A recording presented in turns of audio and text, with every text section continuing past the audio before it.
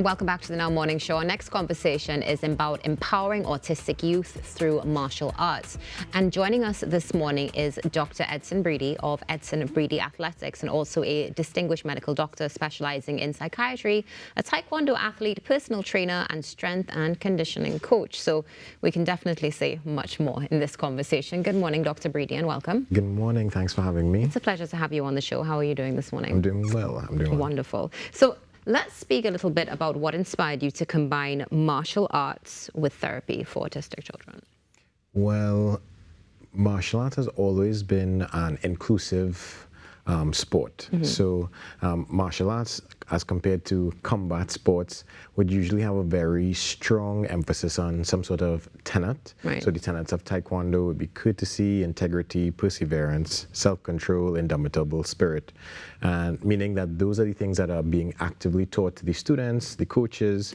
So it ends up making a very safe space for people who might be a little bit different. So it's easy to integrate people who might have certain conditions that might not be as accepted on the outside in a martial arts class.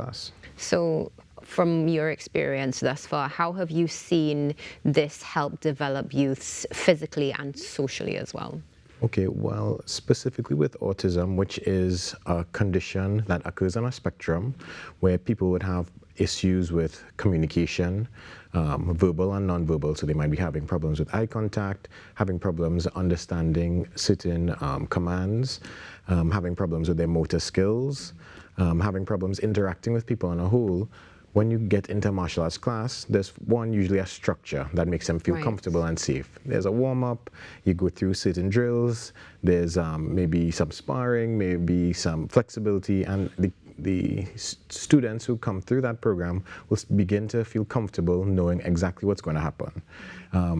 After that, they'll be getting a chance to work on certain techniques that get broken down. So where they might have problems with motor skills, they're getting these different movements broken down into small pieces. So as time goes by, they feel like they can move a bit smoother than they used to, right? And there's also a chance for them to interact with other people in a space which doesn't completely rely on them having to verbally communicate all the time. So they're interacting, listening to instructions, and getting to feel better about themselves because they're learning techniques. Maybe they're going up in rank, so they're getting to feel seen in a time where outside of that class they might always feel like they are lesser than or be made to feel that way. So so that really does help. And something that will be transformational for the children as well, being able to experience it, and for their families. Because I know from this you've seen changes with participants, with their families as well, and bringing that inclusion in society. But just going back to the structure of your program for a moment, do you tailor the program for different, for those with different levels of ability within the spectrum, or does everybody come together? The program isn't tailored, but the coaches are trained to accept people at different levels. We do training for our coaches who currently coach taekwondo, kickboxing, Brazilian jiu-jitsu. Those are the things that we offer to kids, teens, and adults. Some of them may have learning disabilities or autism, ADHD, other things that might affect them on the outside.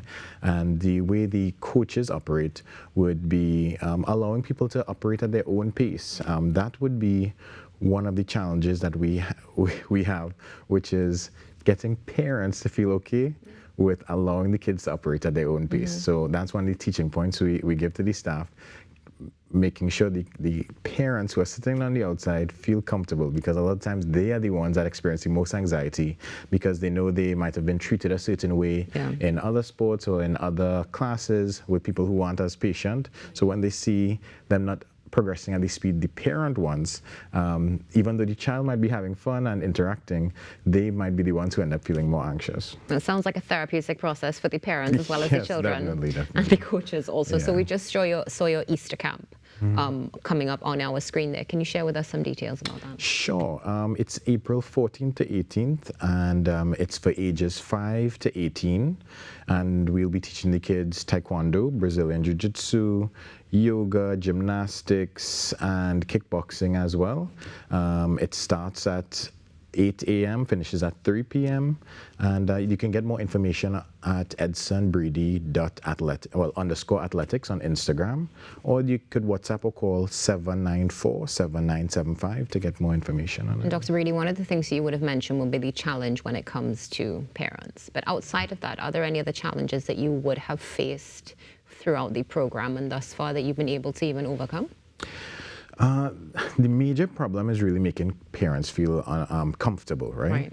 But the next would be making sure we have enough staff, because we want to make sure if there are kids who are operating on different levels, that we have more people on the floor to be able to monitor them. And that would be the only minor other challenge that really comes up.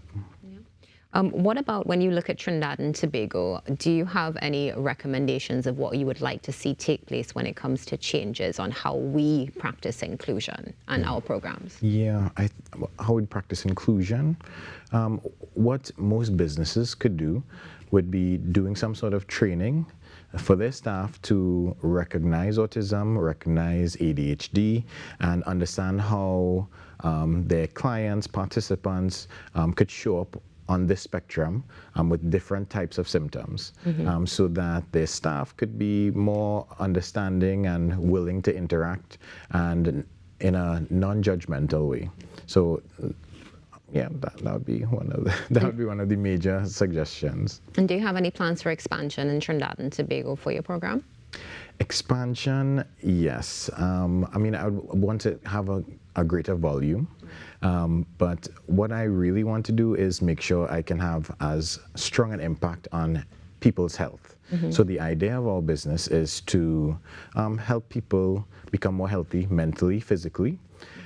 So we offer a range of programs starting from physiotherapy for people who might be injured, all the way, going up to yoga, to flexibility, to strength and conditioning, and then we go up to more advanced movement patterns with kickboxing, boxing, taekwondo. So people of all ages and fitness levels and competencies can start at somewhere and then move their way up as they feel more comfortable. Besides that, trying to offer them community so that people could feel like they're included, and trying to have as many kind staff members as possible, and talking to them, offering them counseling services where possible as well. Excellent. Before we close, do you have any message you'd like to share with Trinidad and Tobago, with those who families may have autistic children or maybe are living with autism themselves? My message to them would be to try to get them officially diagnosed. It could bring a lot of relief to the parents, it could bring a lot of relief to the child. This can be done publicly at a child guidance, or Shagona Stress Relief Clinic, or a Mount Hope Women's Stress Relief Clinic. They can also seek private diagnoses from psychologists, and getting that diagnosis early can make that child a lot more comfortable. All right, wonderful. Well, Dr. Brady, thank you so much for joining us. It's been a pleasure. All right, thanks a lot. Dr. Edson Brady here with us this morning. Stay tuned, because when we come back, we're heading across to Tobago.